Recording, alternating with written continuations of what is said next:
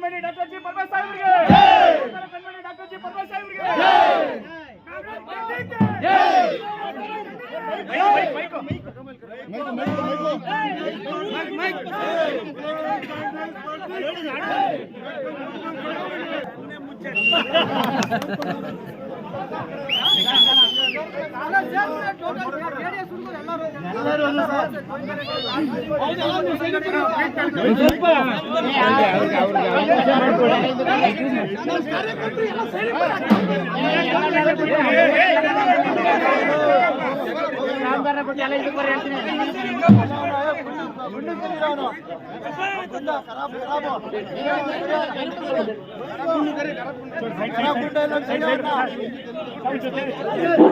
hello